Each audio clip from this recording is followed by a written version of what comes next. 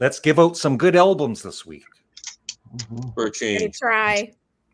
Hi, fans of high quality entertainment. We are back to exchange albums, 2 album choices from each of us. Chris, let's have you go first. All right. Well, I picked one that I'm not sure if you've heard before. To me, it was obscure. It came out in 1967. It was an LA band, and the name of the band is Clearlight. Have you heard of Clearlight? I've heard of the name, yeah. Shift that over the other way. What's that now? Can you shift it over the other way? Like only about a quarter of it was shown. Yeah, there you go. Yeah, there. Good. Clearlight. Okay. Clearlight. Clearlight came out in 1967. It was produced by Paul Rothchild, who produced all the Doors records. You can hear a little bit of that influence on this. They don't sound like the Doors, but the production sounds like the Doors. I also hear a little bit of the band Love in here as well. It's very 60s. The drummer Dallas Taylor actually went on to go play with Crosby, Stills and Nash and a bunch of people as well. Yeah. But it's a good album. I think if you feel like listening to an album that would fall into that category of that period of Los Angeles 1960s music, it's a good record. All the songs on it, if I remember correctly, they're all original songs. There's no covers or anything like that. Is it self-titled? Self-titled, Clearlight. That is my first one. Okay. And my second one, I went back and forth on this one because I'm like, everybody knows this record. Yeah, I mean, I know you know it. Some people take it seriously, some people don't, and it's okay. But I just remember as a kid, I adored this record, and if I listen to it now, I still absolutely love this record. Unapologetically, I'm going to put it out there. It is Cheap Trick at Budokan. Yep. There is not, it rocks. It's just a feel-good record. I listened to it again all the way through after many, many years. They're a great live band. They're still a great live band. They're road warriors. They're still touring now. Yep. Great hooks, great guitars. I think that Robin Zander is one of the most underrated singers ever in rock.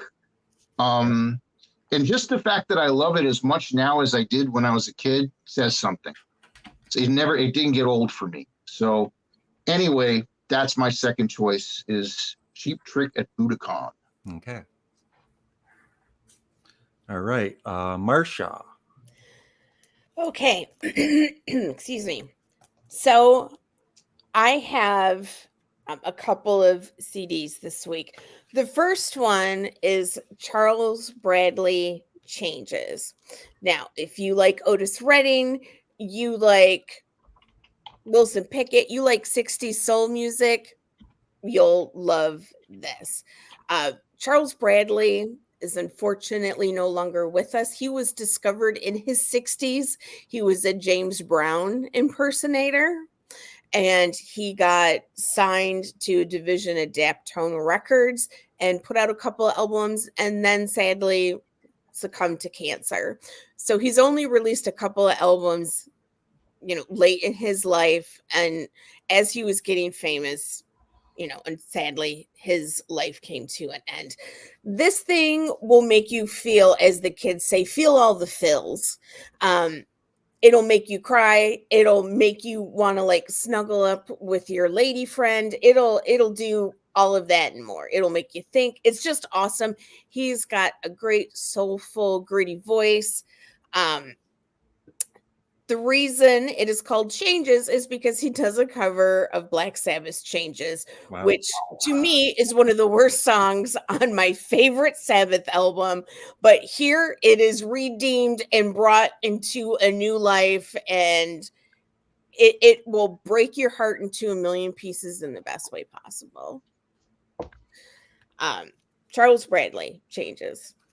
Next, I have Boys and Girls in America by the Hold Steady.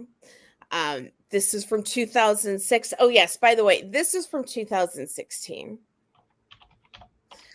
This is from 2006. They are very Bruce Springsteen inspired. And it's big, it's anthemic, it's about kids who are bored growing up in the suburbs and, the things they get up to in terms of like, rebelling against their religion, taking drugs, that sort of thing. The opening song, I had brought this to the attention of Steve when we did a live stream about our favorite lyrics, and I had actually showed the wrong album. But it has some of my favorite lyrics in that she was a really good kisser, but she wasn't all that great of a Christian. She was a really good dancer, but not all that great of a girlfriend. And Steve goes, I dated that girl too. I may have not gotten the exact quote right, but I heard that song in a store and I asked the associates, I'm like, what is this? What is this song? I need to know who this is. It totally grabbed my attention. To me, it's the best opener of any album released in the 2000s. And she didn't know.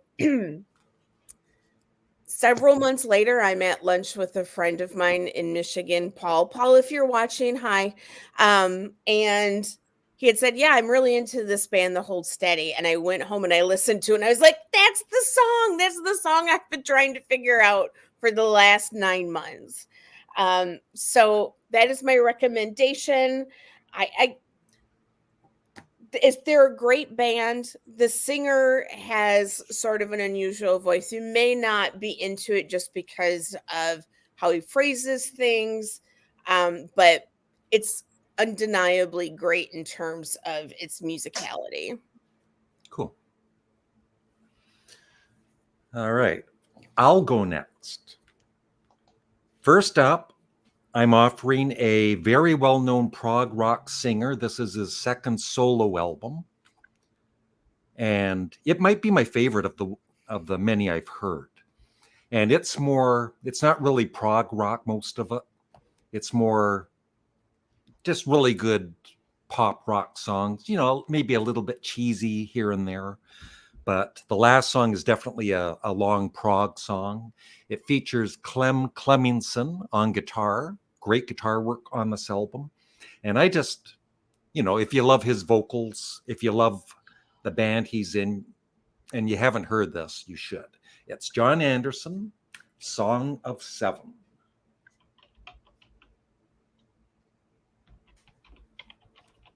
From 1980. And my second offering, I was going to just do a playlist of some of the songs on this because it's a double album or a CD. But Steve and Glenn were saying just offer the double album. This is, where's my notes here?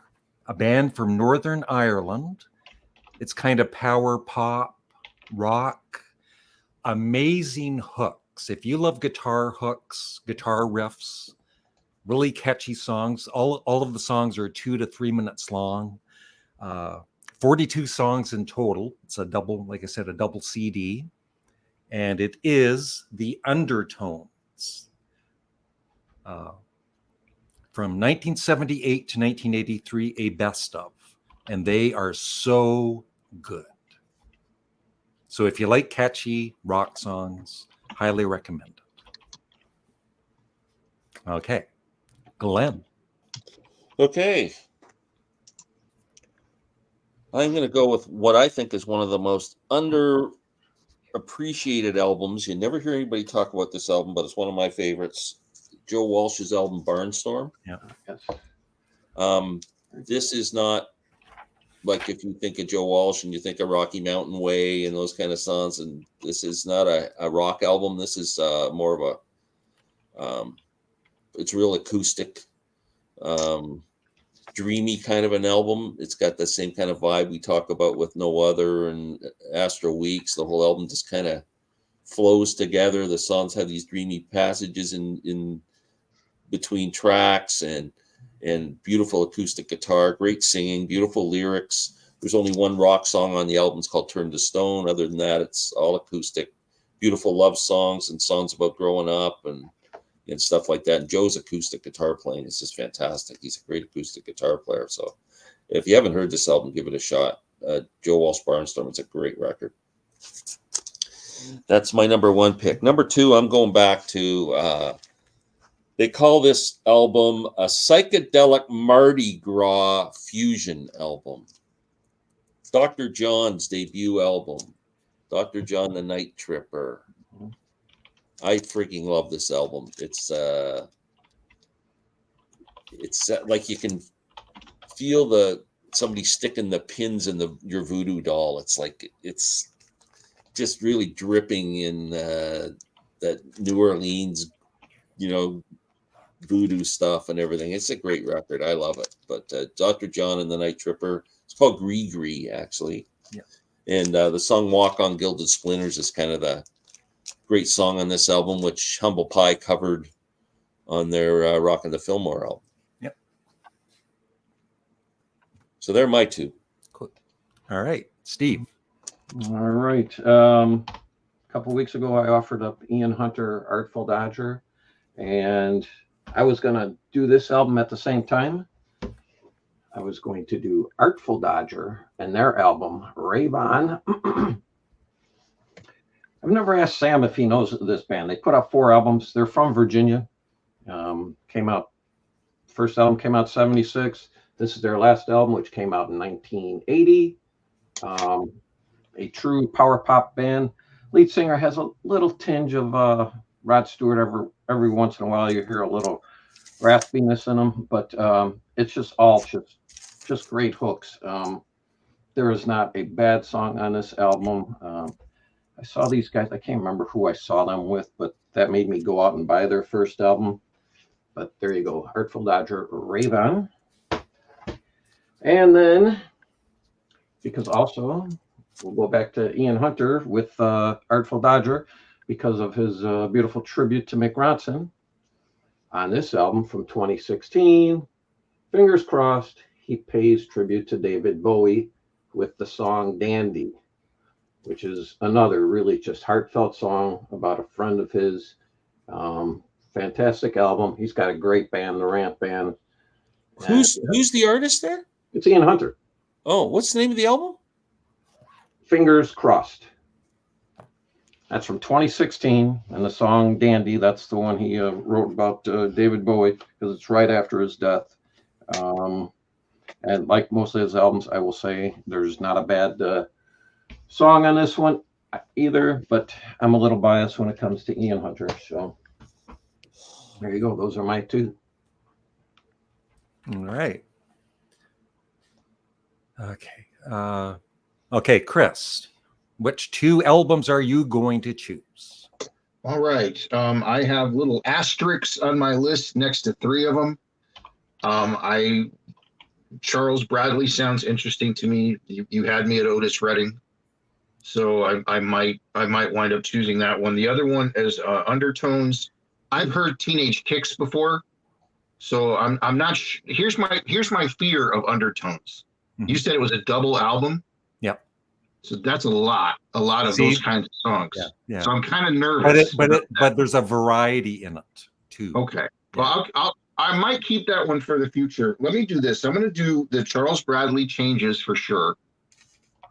And only because of the way it was just described, I'm used to Joe Walsh being very electric, but for him to do something that's mostly acoustic, that kind of is interesting to me. So I'll take Barnstorm by Joe Walsh, keep Undertones in my back pocket.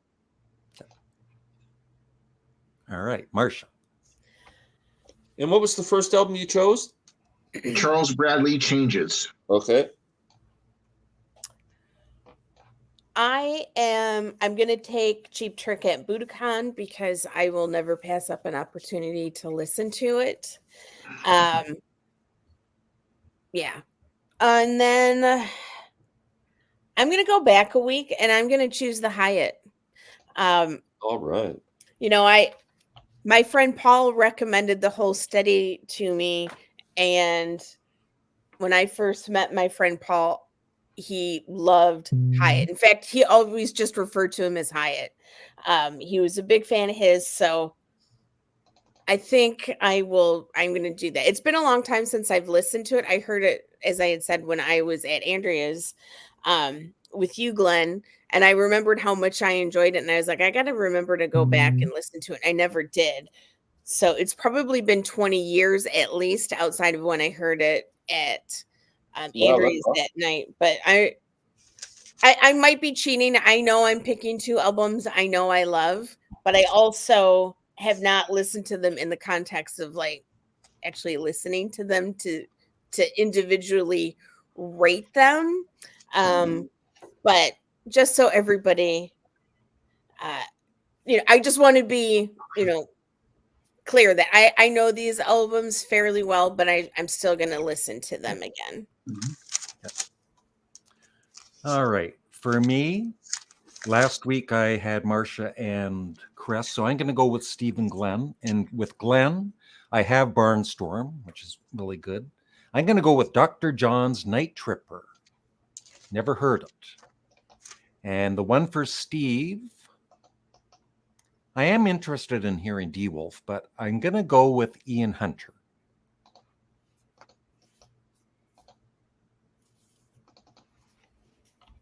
All right, Glenn. Okay, well, I'm definitely going to take Chris's album Clearlight. Sounds right up my alley. The second pick is tougher. I agree with Chris's comment when you say Otis Redding, it kind of perks up your ears a little bit right away. How can that not be bad? Right. Or not be good, I mean. I don't want to take Ian Hunter because I'm listening to so much Ian Hunter right now that it's just like I'm obsessed with him. It's either going to be Hold Steady or one of Marsha's. You won't be disappointed with either one. I'm going to do the Hold Steady because Chris is doing the Charles Bradley. I'll do the Hold Steady one. Steve, you're next, and nobody ever picks my albums. I just want to say, Larry, I am familiar with the Undertones. I enjoy their debut album a lot. Yeah. If you would have just offered up that, I would have totally taken it. But as Chris had said, a 42 track. That's what I was saying before I made a playlist of about half of the album, but they said to offer up the double, so I did. Yeah. And I'm not so keen on the second one so much. I think the problem with making a playlist from an album is that that's the songs you like. Like you might not be picking the songs that I want to hear. So I'd rather have the chance to hear the whole album. And then if I want to skip a song, I'll skip it. Right. All right, Steve. All right. Larry, I'm going to take the Undertones. I am going to eat my words. Okay. I convinced you to go ahead and present it. So, and also I'm not familiar with the Undertones. So I will do them. And then I am shocked that Marsha has a favorite Black Sabbath album. I didn't know you had that in you. What? So really? I am going to go with the Bradley album because I have to hear this version of Changes. Trevor and I have talked about it a couple of times on the live stream. Yeah. All right. Even Tony Iommi has said it's his song now. Oh, really? It belongs to him. And you will literally, if you can make it through that song without just completely weeping, you're an incredibly strong man, Steve. Okay. All right. So that is it. Stay tuned for next week when we review all of the albums. Make sure you subscribe to everybody's channel. And any parting words, Glenn? No. Steve. I have a shout out too. He had commented on your page, Larry, and his name is Anthony Chiola, if I'm pronouncing it correctly. Mm-hmm. He called me a legend. And once again, I would like to thank everybody that's playing along, reviewing the, POW and Morris, Gotro, and a few others. Thank you very much. Chris, you have any parting words? I just appreciate being a part of this. Thanks for letting me do this with you. It's a lot of fun. Yeah. And I apologize for my terrible technology. but I really enjoy doing this, and something I look forward to every week.